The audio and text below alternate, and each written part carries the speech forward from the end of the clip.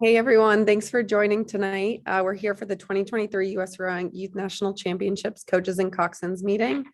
Some housekeeping items before we get started. One, this recording will be posted on our Regatta Central page starting tomorrow. The slide deck will also be posted later this evening. If you do have any questions, please do go into the Q&A and add them there, and we'll address them at the end. All right, so we can go ahead and get started to go to the next slide. Great. So quick agenda. We'll start off where I'm talking with US Rowing, some key takeaways and introductions, review of our registration and venue schedule, and then go over the pre-arrival checklist. Then I'll go ahead and pass it to Duncan, our chief referee, and we'll do a referee welcome, traffic patterns, US Rowing rules of rowing, and go over unsportsmanlike conduct. And then I'll go ahead and pass it to Sarah Kupiak with the venue and discuss venue information. Again, welcome to the 2023 US Rowing Youth National Championship. We're super excited to have you guys back in Sarasota this weekend. Number one, so just a blanket statement, safety both on and off the water continues to be the top priority for all US Rowing events. So every little bit of information in here, please look at it from a lens of making sure that we're doing the best possible thing for the best possible product for all the teams that we do have here. We have about 4,000 athletes and matching spectators. So it is the biggest youth national championships ever. And we're really excited to have you join us. So on this call today from US Rowing, we have myself, my name's Sarah McAuliffe. I'm the director of competition. We have Jewel Zane, who's our director of membership. We also have a few other guests. We have director of safety, Tom Rooks, joining us. We have Reggie Robinson, who is our competition coordinator. And then we have Sarah Kupiak from the venue, and then Duncan as our chief referee, who was also our deputy referee last year, and Doug Jones, who's joining us as our deputy this year. So a really good team of referees joining us, and we're excited to have everyone. So a quick review of schedule. I'm sitting in the finish tower right now and looking out at quite a few trailers already here. You'll see when you arrive, if you haven't already, that the trailer area is very marked out. So everybody has an individual space. You'll meet Chris Chase upon arrival, and he will park your trailer with you. And then you'll be able to determine what your boat laydown area is as well. So that's very specific.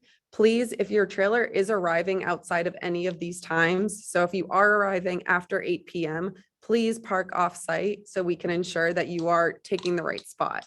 We'll be ready first thing in the morning at 6:30 a.m. if you're coming Tuesday morning, and we'll be able to park you then. But if you are coming, there is a security guard that would not let you go ahead and park there. So just wait until the following morning. The US Rowing registration tent, we officially open tomorrow at 6. So this is where you'll be able to pick up your wristbands, pick up your coach's bag, and all kind of details there. We'll be available and in that tent through 6 p.m. each day, and then to the end of racing each day as well. So this is the area. It's in the same location as last year. As you walk in through the athlete and coach entrance, it'll be on your right-hand side, and that'll be the tent. If you have any logistical questions, if you have any like racing questions, lineup changes, whatever it may be, that's where you're going to go. Before I get into it, and I'll go into a little bit more detail on the next couple slides, but if you were here last year, one thing that has changed is our entrances and exits within the athlete area. So we have one permanent entrance and exit in the venue, and that is the same area where you drive your trailer down. So that's where you enter. You'll see our tent again on the right-hand side, but every single person who comes through that area does need to have a US Rowing wristband with them, and therefore they need to be compliant and on some sort of list. So anybody that's coming through, and I'm going to stress this again later today, but anybody that's coming through there, you will be checked to make sure that you do have a wristband. If you have not received your wristband yet, you'll have a direct path to go right into our tent and will not be let out of the tent area until that is on you. So a little bit different from multiple kind of exits and entrances last year. So going into practice, so our practice plan, so starting on Tuesday, we'll go at 8 a.m. Wednesday, we'll start at 8 a.m. as well, and we'll go to 6:30 each day. So again, this is a little bit of adjustment from last year. This year, we're following a plan that mimics our time trial pattern. So last year, it was kind of blocked off into two different sections for practice times. This year, if you are the first event of the day, you will be going off and launching for practice the first of the day. So the men's youth single goes off at 8 a.m. 15 minutes later, the women's youth single goes off, and then we follow the progression of the time trials. We do have an open practice that is at the end of the day. So if something happens, if you are not able to make your allotted time, I know many of you have emailed us and we're continuously working through to make sure that everybody's on a list. But do email us and let us know which boats would not be making your time so we can allot you for the open practice. At this time, the open practice starts at 5 p.m. We most likely will be moving that up about 30 minutes. So we most likely will be starting at 4:30 and just look for more communication from us later today. Then on Saturday, so I'm going to go over this in a second too, but Saturday we will have practice for anyone that is racing in the finals on Sunday. That'll take place 30 minutes after racing concludes and will end an hour and a half afterwards.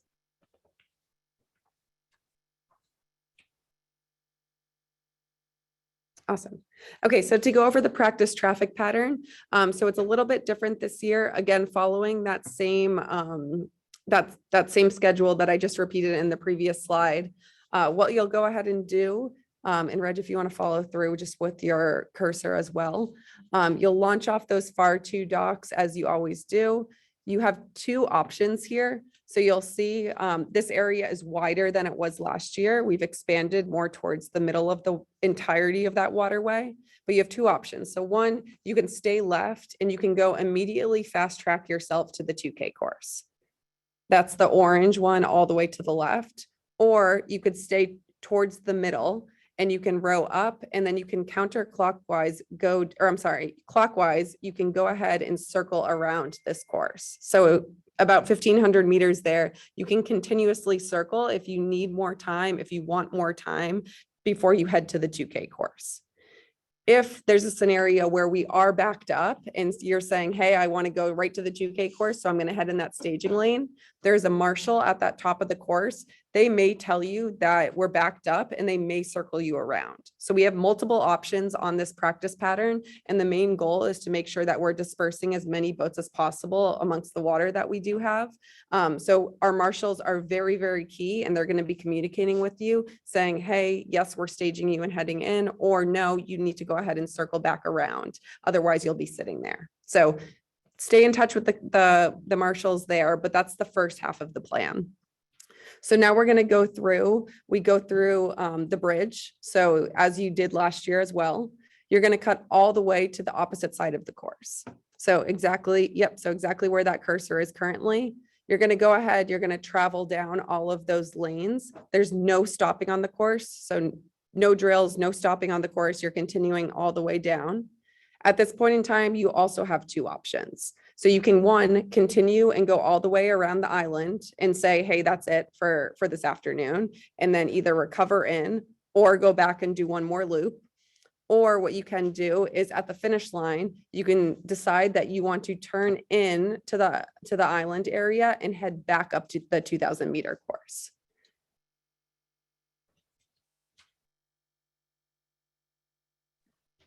So then you'll head back up the 2,000 meter course. So what that option gives us, there's a buoy line. You'll see that first kind of orange dot at the start that will guide people that's coming into the course from preventing collisions at that point in time. And there is a marshal, but you'll go ahead and you'll turn in that way. Again, if you're on the course at any point in time, there is no stopping. There are no drills. You are continuously moving at all points in time. All right, so if you are here and you are competing in the U19, U23 trials, so a couple notes on this part. I'm going to read this word for word so it's super clear. If you are participating in the U19, U23 trials next week, you are limited to practice only during the youth practices as long as you are still competing at the youth nationals. You cannot practice in the NBP sanctioned trials practice times unless you are no longer competing at youth nationals. And if you are no longer competing at youth nationals, you will need to check in with NBP to get permission to practice at the trials practice times. All trials competitors will be required to pick up a wristband at the USRowing registration tent. So we know who's on the water and we keep track of you. So everything needs to be booked through Sarah in the venue, Sarah Kupiak in the venue. But then you'll physically pick up your wristband at our tent. Awesome. Okay, so jumping ahead to the pre-arrival checklist. So I'm going to go through these items. More detail is within each of the packets on our websites. It's been messaged out quite a bit. So I am going to go rather quickly through this, but if you do have questions, feel free to put it in the chat. So one, make sure you've reviewed the USRowing Code of Conduct. This is directly tied to unsportsmanlike conduct, and we are paying very, very close attention to this. So please do make sure that you're aware. There's signage throughout the venue, and there's signage in the registration tent that includes this as well. Two, make sure you review the event entry packet. Three, make sure your athletes are up to date on their USRowing memberships. If they are not, if you have any questions there, please email membership@usrowing.org. And then make sure, are your athletes, coaches, and support staff Safe Sport compliant? Are your coaches, support staff on the Regatta Central roster? So again, just a quick reminder that if they're not already, if you look at the overview of the Regatta Central page, on the left-hand side, there's a button that says Safe Sport. If you have anyone that's needed to come into the athlete area, and that means somebody that's driving a van, somebody that is driving your trailer and going to be with the team for a good amount of time. Anybody, like any coaches, support staff, anybody that's carrying any boats, anybody in that area is required to have that wristband. So please fill that out. There is a maximum number of people that can be on that list. If you do have any questions about that, please just email our membership department as well. And then finally, have you paid your team entry fees? So those invoices did go out today via Regatta Central, so you should have those in your inbox. One note there is that we're requiring everybody's fee. If you are an alternate athlete and you are in the athlete area, you are required to pay that fee. If you have any questions on that front, if your athlete is not here, whatever it may be, feel free to email us. I know a couple of you have already, but if they are here and they are working with the team, they are required to pay that fee. Okay, so going back to Safe Sport here, I'm not going to go into direct detail of each one of these items, but just please note that these are exact examples of who needs to do which training.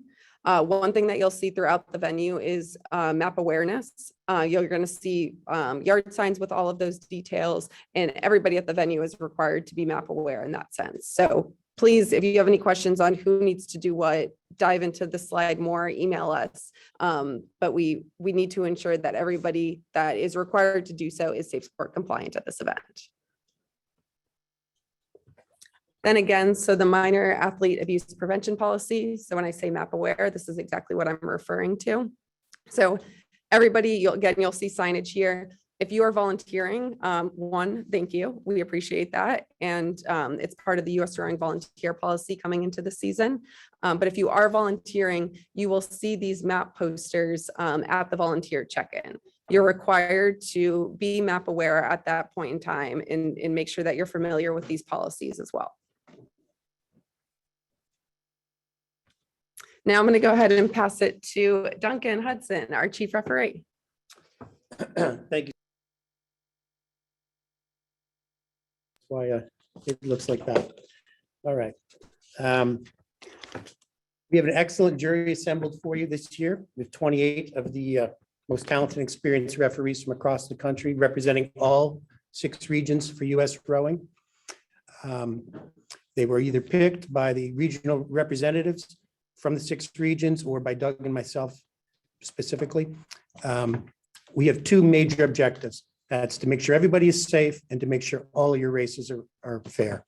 If at any time during the regatta you think something isn't fair or think something isn't safe, please find somebody in a blue shirt similar to this, me, and we will do everything we can to resolve the issue for you. All right.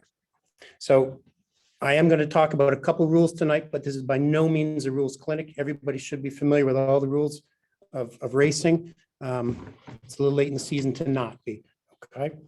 All right, we are going to cover briefly touch on medical, weather, control commission, and then explain what we're going to do for time trials and sprint racing for you.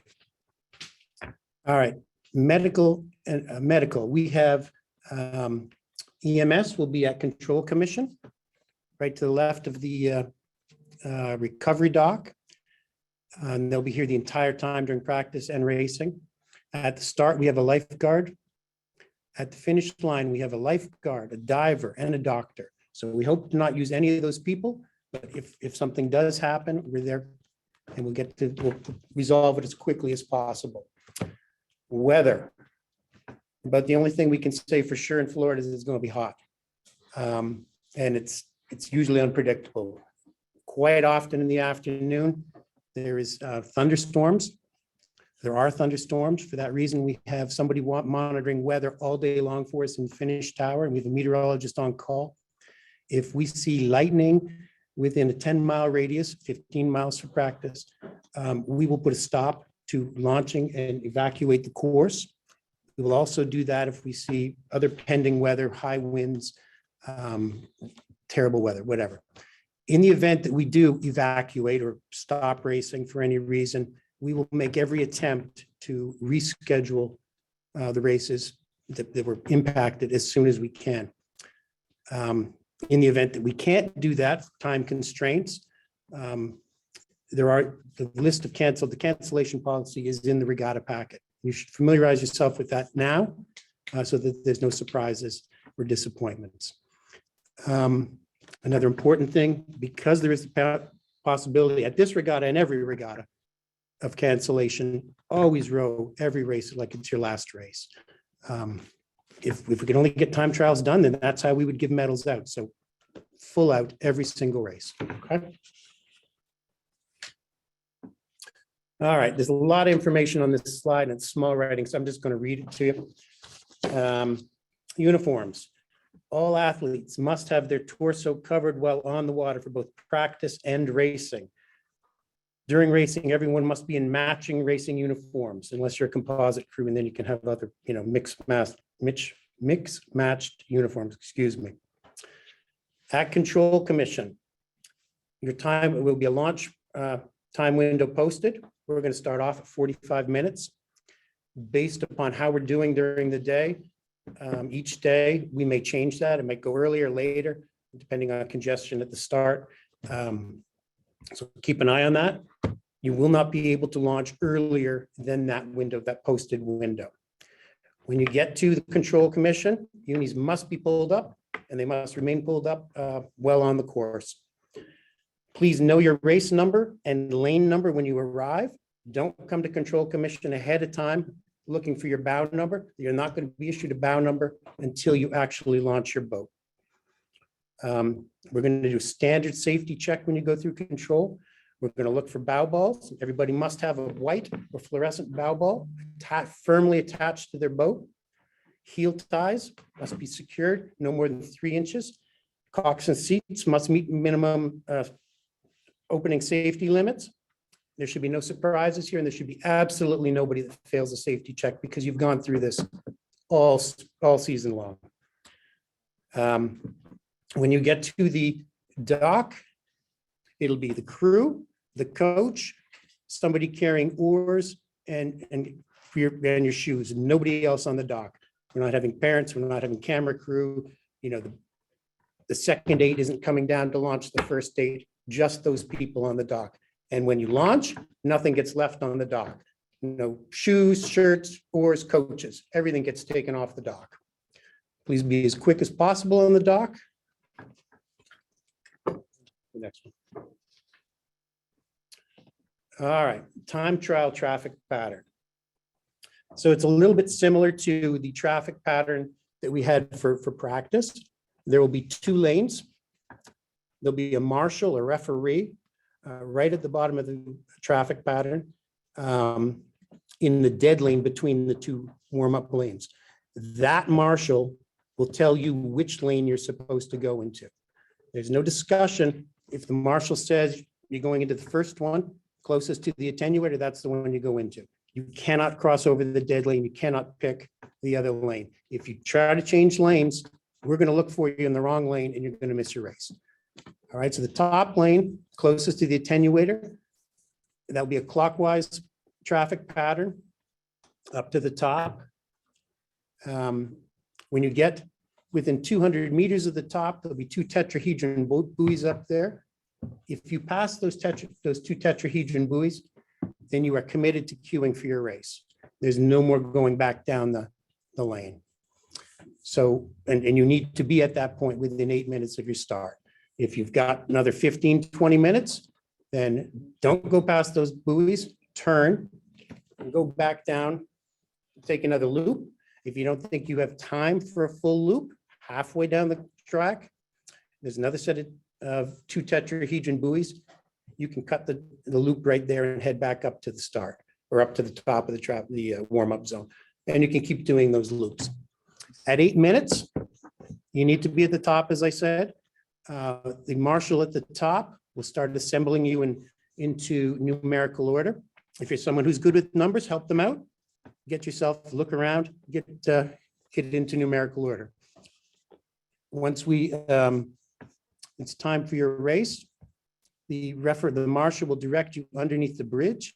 There'll be another marshal on the referee on the start bridge that will call you in and attribute a lane to you. The lanes will be even and odd. We will assign the lanes on that day. If you have an even bound number, you'll be in the even lane. If you have an odd bound number, you'll be in the odd lane. You'll be sent to the lane that we've chosen. Another marshal, a referee will be there and will get you ready to race. They will release you, tell you to start.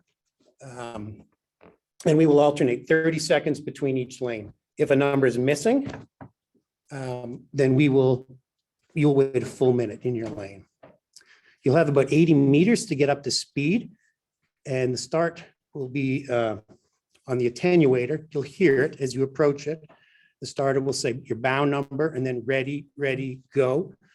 You may get an extra ready, you may get less ready, depending on how quickly you're moving.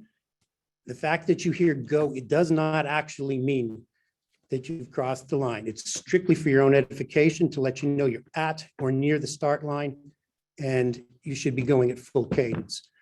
The actual starting will be from the camera on the wall and the imaginary plane that goes across the river or body of water.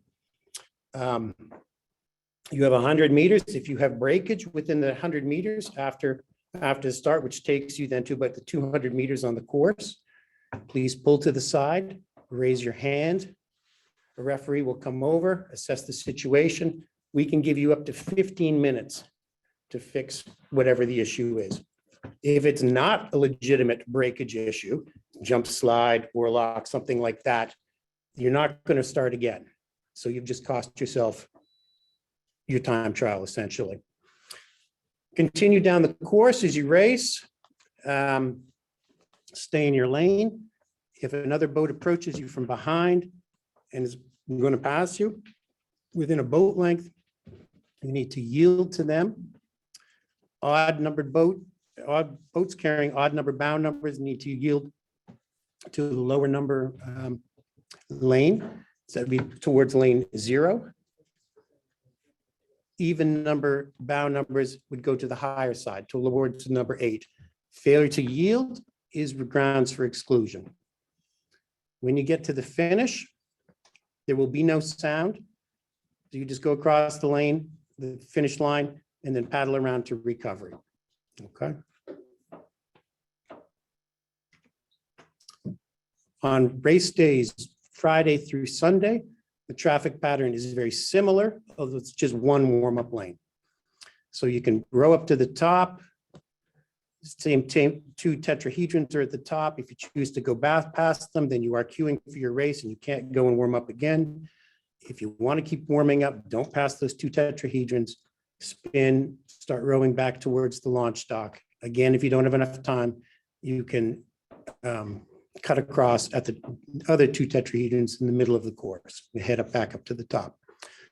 Just like time trial day, the marshal at the top will get you into numerical order. It'll be easier. We're only talking 8 boats this time. And you will enter, they will call you into the course in numerical order. lanes 0 through 7 we will be using. Okay. Once we, nope, go back, I'm sorry. So we bring you back into, the referee will bring you on to the course. The starter will be announcing times, 5, 4, 3, 2 minutes. You may practice in your lanes as much as you want. You must be locked on within 2 minutes of the start. All right, we will be using the light system. It'll be a standard pulled start. Just to review a pulled start, the starter will call each crew name. They will say, simultaneously say attention, and the red light will go on. There'll be a variable pause. The light will turn green and there'll be a horn, and that will be go.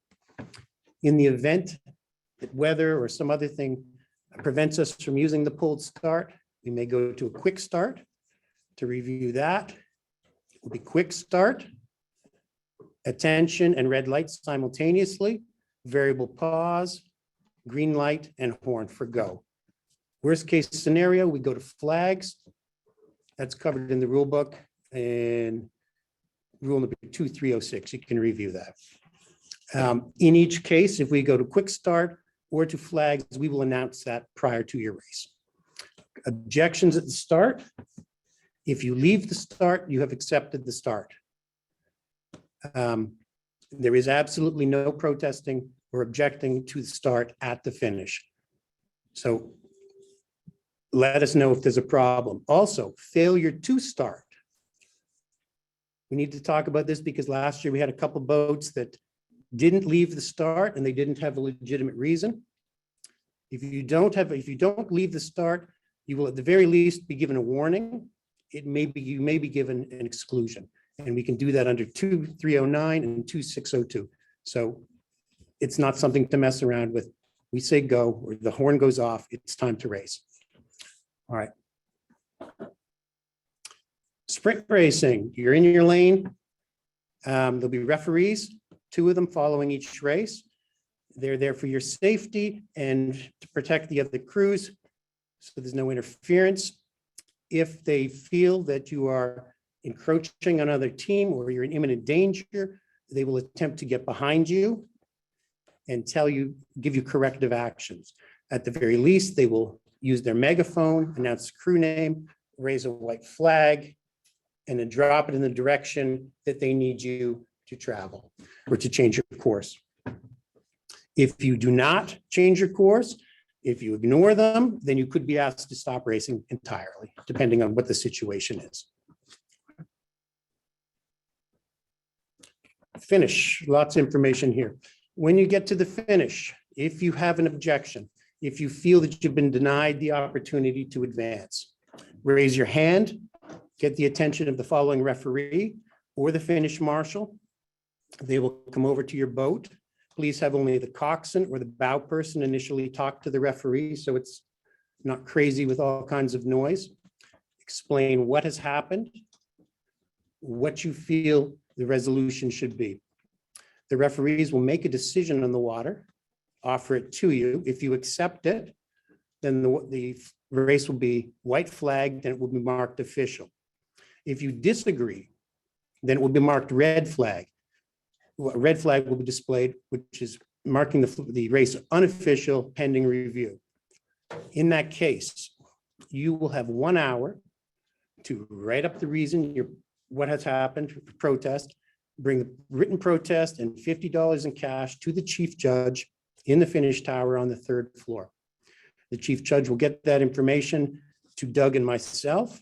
We will convene a jury and we will hold a trial where you need to come, present your evidence. You can bring witnesses. Any teams or crews that were impacted can also bring evidence. And eventually we will make a decision. Our decision will be final and binding for this regatta. You may not protest a race if you did not object to the race on the water following your race. Also, we will only hear protests concerning races that occurred at this event. We don't want to hear about you being so fast in the spring and you should have beat somebody. That doesn't make any sense. If you lost, you lost. Okay. We shouldn't have to talk about unsportsmanlike conduct, but we seem to every year. So let me read this. Among other things, profanities in general are not considered sportsmanlike, even when used to motivate. They must never be directed at another crew, referee, or LOC volunteer. A violation of this rule may result in exclusion or disqualification under 2410. All unsportsmanlike violations will be reviewed by the chief referee, that's me, USRowing, and a member of the youth committee. Couple of last items. For your own safety, on the roof of this building, we will have somebody we call Hawkeye. They will be watching you as you finish your race and all the way around the building and the canal, all the way to recovery. For that reason, please don't fall over, drag your arms, legs in the water. They might think something medically is going on and start all kinds of things going on. So sit up, row around. Also, there's alligators, so you don't want to be dragging your feet. Okay. Swimming, again, alligators, and it's mating season, so think before you put your feet in the water. Doug and I and the rest of my referees are excited to be here and to see you guys race. And we wish everybody the best of luck.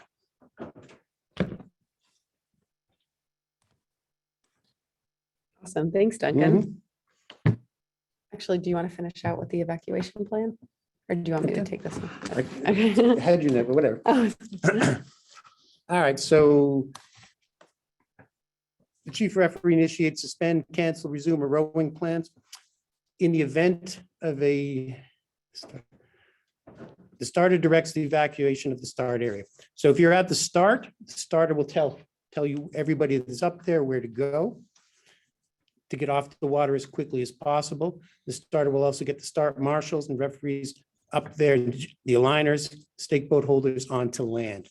Referees along the race course will evacuate all of the boats on the race course. Referees in the warm-up area, the marshals, will evacuate the boats that are currently warming up. Please, in the event of an evacuation, you must listen to the referees or the nearest LOC person.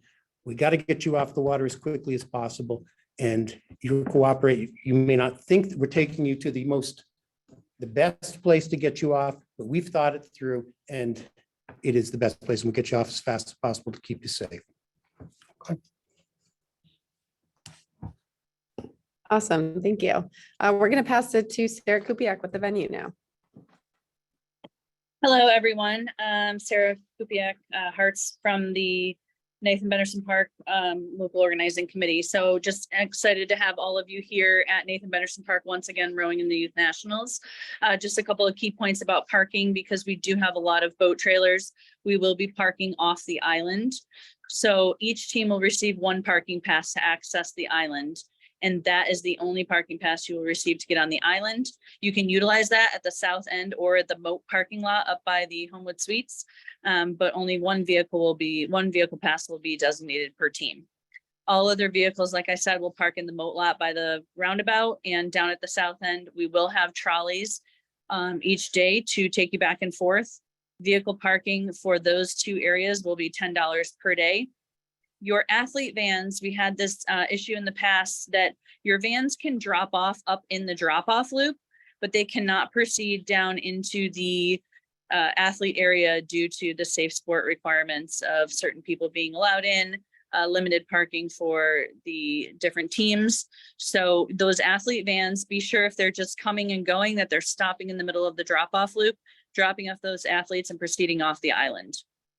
Like I said, trolleys will be running from 6 a.m. until 30 minutes after the last race. For those of you that are attending the opening ceremony and the graduation ceremony on Wednesday, we will have the shuttle bus running till the conclusion of that as well. So the next slide shows the pictures of the areas for parking, which are up in the the northwest corner of the site near the mall. That red hatched area that is got some greenery behind it, That is the moat parking lot that will probably fill up first in the morning.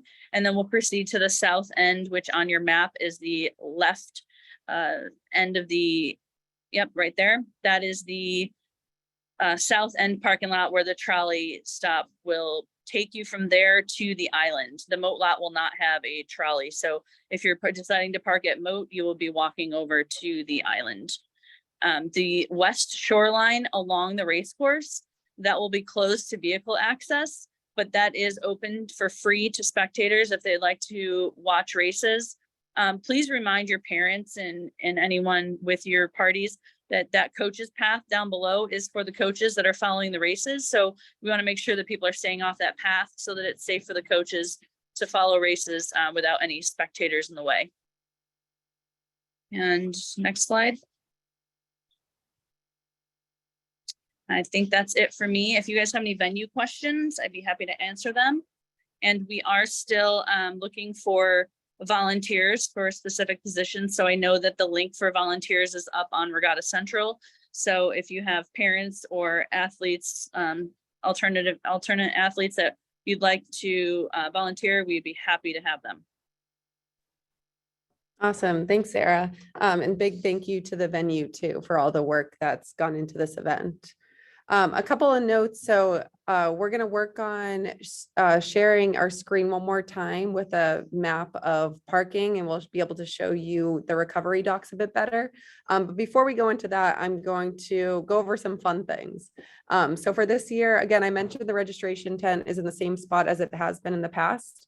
One really exciting addition, I think one of the coaches is probably on this call who kind of came up with this or suggested this idea. So I won't say your name, but you know who you are. But we have a coach's tent that we've added. So we know that there's long days, but coaches will be able to go into this tent. There's our Misters fans, there's a couch in there. There's some good giveaways.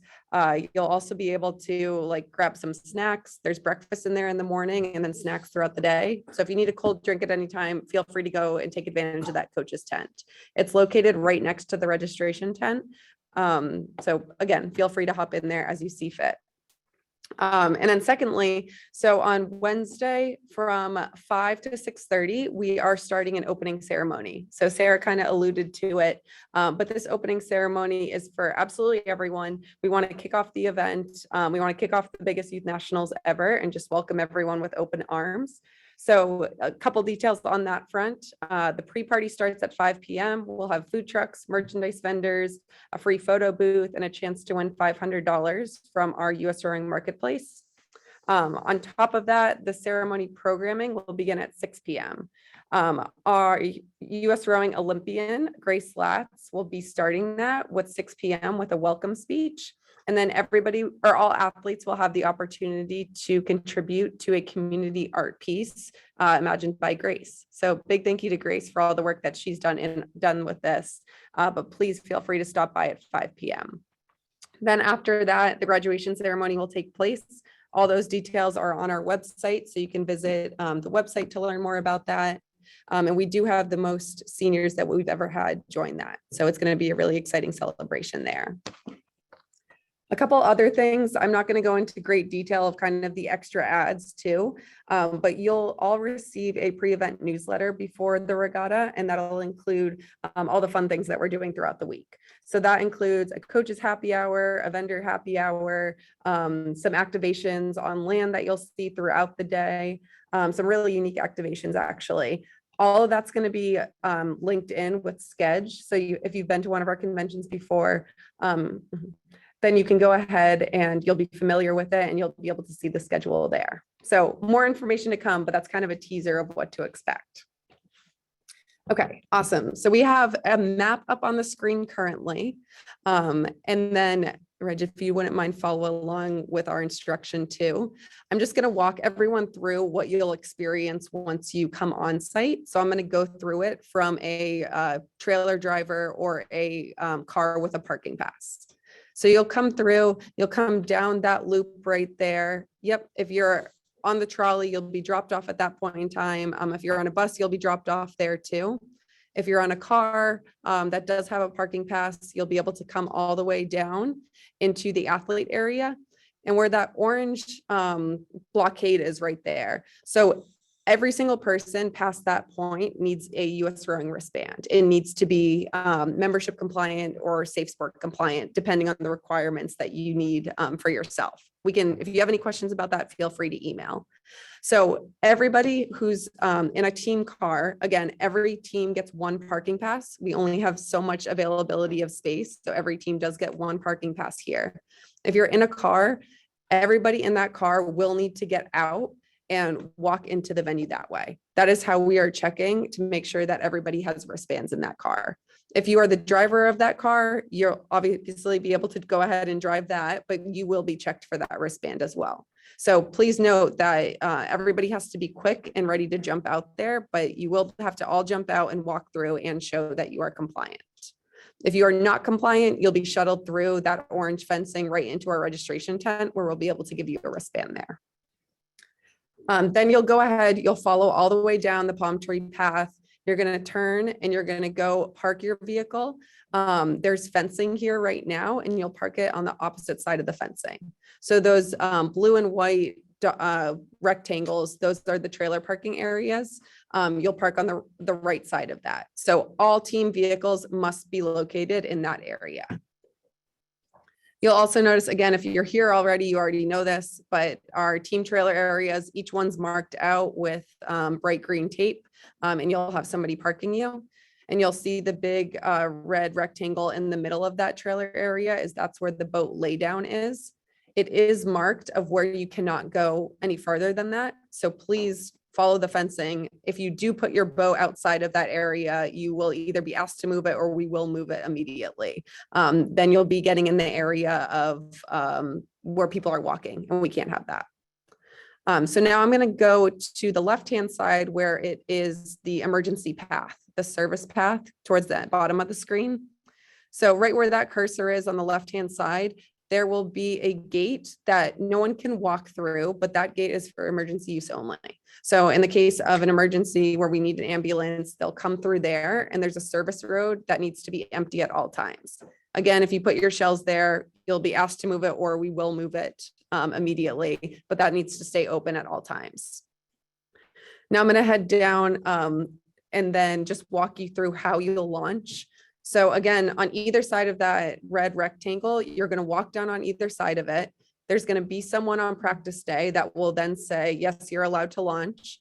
You'll walk down, you'll receive a bow number, and it'll be associated with your boat, so we know who's on the water, and then you'll go ahead and launch during your practice time. As you're recovering, so those far two docks on the right-hand side, those are our recovery docks. One note, if we are in an emergency, all docks open as recovery docks. But in this scenario, those two docks are recovery.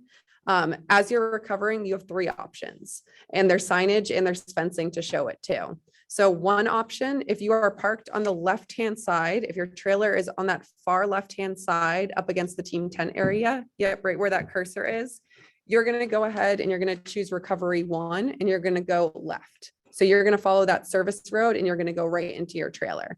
There will be people there that will monitor traffic to help you with that. But if you're in those first 7 to 10 trailers, that's the area that you're going to take. If you are in in that primary trailer area, but not in that first left-hand side, you're going to choose recovery 2, and it's marked with fencing. You're going to go all the way up to the service road through the fencing. So there's literally a chute that will bring you through it. You'll go hit the service road, and you're going to go left. So that if we can move the cursor just a little bit up, and perfect. And then you'll go left, and you'll find your trailer area. Recovery 3 is if you are in that secondary trailer lot. So again, you'll walk through, you'll recover your boats, you'll walk through the chute with the green and orange fencing, and you're going to turn right, and that's recovery 3. So there's 3 different options. Again, we know there's a lot of people coming. We're trying to disperse as many people as possible into various areas so no one has backup. But what we need from you all is to just ensure that you're staying within the boundaries that we do have mapped out as well. Okay, and we can stop sharing there. So there's quite a few questions in the chat, so we're going to start to go over those. A couple questions about volunteers. As Sarah mentioned, if you are interested in volunteering, we'll also put the chat and the link, and would The link. love for, thank you, the link in the chat. We do have the USRowing volunteer policy, and that has stayed the same for all USRowing owned regional events as well. So all teams, if you have one or more people within your team, or if you know, one or more, then you have to go ahead and add a volunteer to the sign up genius. This really just helps to ensure that we're able to run a fair and safe regatta from everyone. So as we're speaking, I'm going to go ahead and put that in the chat. There are still opportunities. The most immediate need, and we're doing pretty well on this, but if you are interested in being on the water for practice, please go ahead and volunteer to be a launch boat driver. You'll meet myself and our Director of Safety, Tom Rooks, tomorrow morning, and then again for the secondary shift at 12:30, and we'll be able to provide you with a map of exactly where you need to be, what you're looking out for, and what your role is. So thank you in advance for signing up that end. Okay, so some questions about practice. So if/when weather happens, what do we do with practice?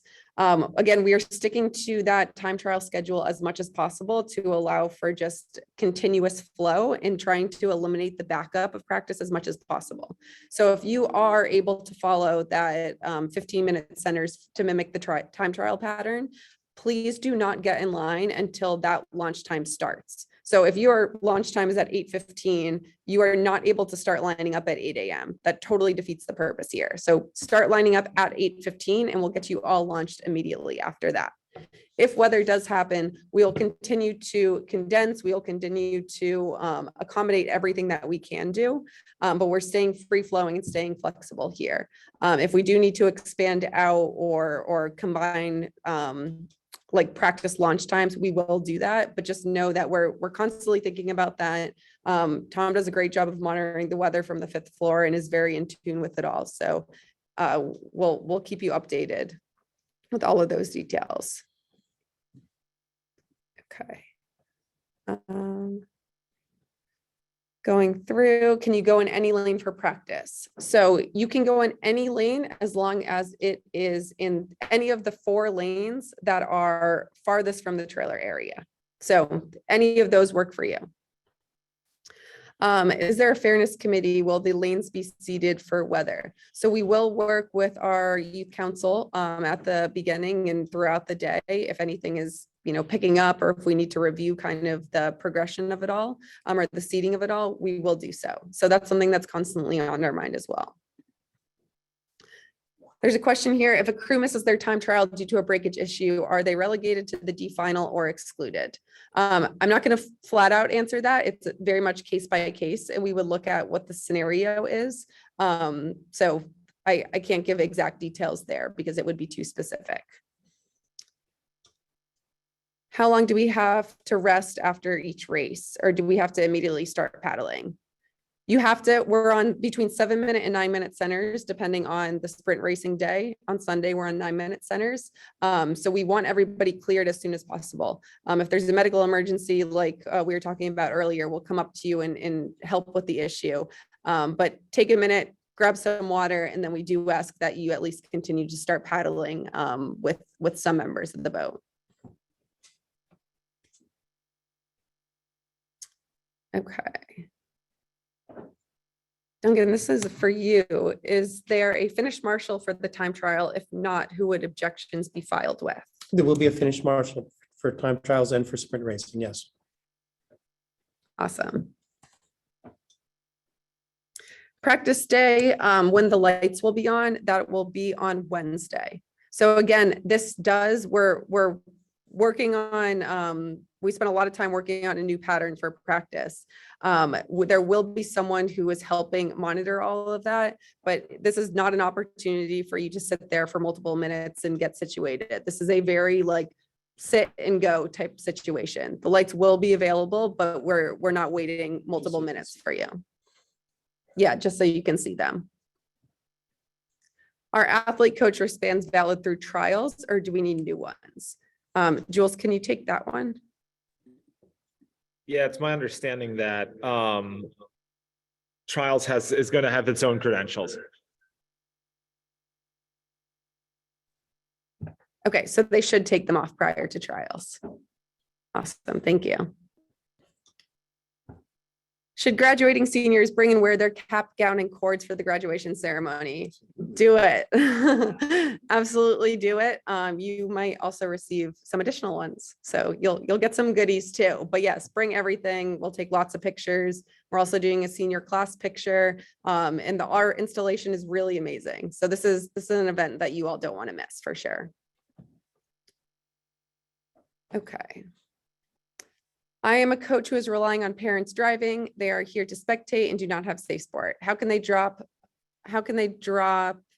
myself and athletes? They do not have wristbands. So they can continue to drop you at the, like as you're coming into the venue, or they can, you can park at the lot and trolley in.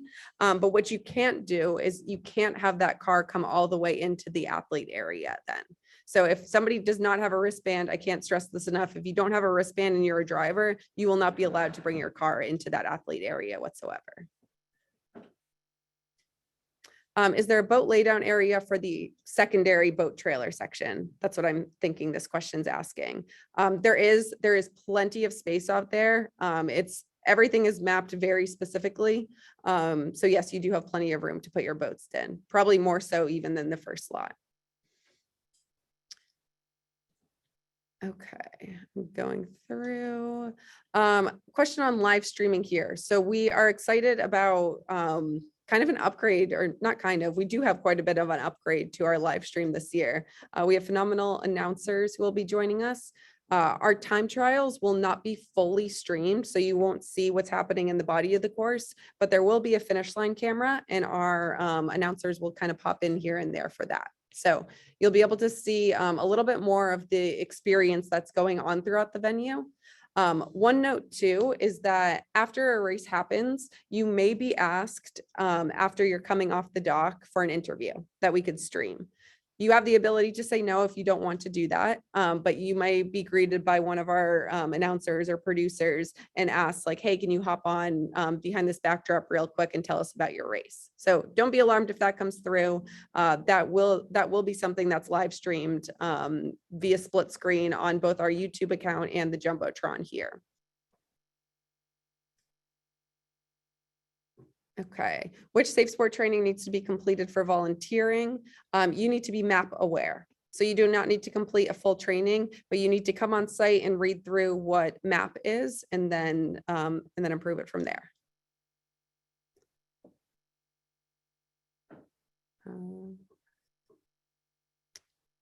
Hold on, I'm just answering some more questions. It looks like there's a lot of repeats here. Yes, so the goal, again, to stress practice, if you are here on site, your athletes are all here, they must follow the practice launch time pattern. So they must go ahead and say, like if your singles here and they're going off at 8 and then your boat down the line goes off at 2:30, they have to follow that pattern there. We understand that it's a long day for everyone involved. That's part of the reason why we're excited to offer a coach's tent to be able to like relax and recharge there, but you should be able to follow that. Okay. If a boat is not yielding, Duncan, are there referees to monitor the situation and what kind of penalty is imposed? So there will be referees all along the course, both sides. They will be watching for it. I encourage you to make as much noise as possible on the off chance that somebody is not looking at you. Get their attention, but the boat that does not yield will be excluded. Awesome. Okay. I think that is the majority of questions here.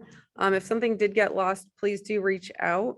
Actually, before we end, where will car toppers set up? You'll be completely instructed when you do arrive. A lot of it does have to do with if it's one boat or if it's a couple boats. I'm going to explain it real quick, but if you're looking at the docks, you have opportunity on the right-hand side where there's a little bit of a peninsula to spread out there on the other side of the service road, but somebody will greet you upon arrival and you'll be able to be instructed from there. And then finally, I'm going to end talking about parking one more time. So there's 2 questions about parking passes. Again, each team gets 1 parking pass. You pick that up at the coach's tent, or I'm sorry, you pick that up at the registration tent. So you'll pick that up with US Rowing tomorrow. Okay, awesome. Well, again, thank you all for joining tonight. I see quite a few of your trailers here and it looks really great. Let us know if you have any questions, and good luck to all crews, and we're excited to see you tomorrow.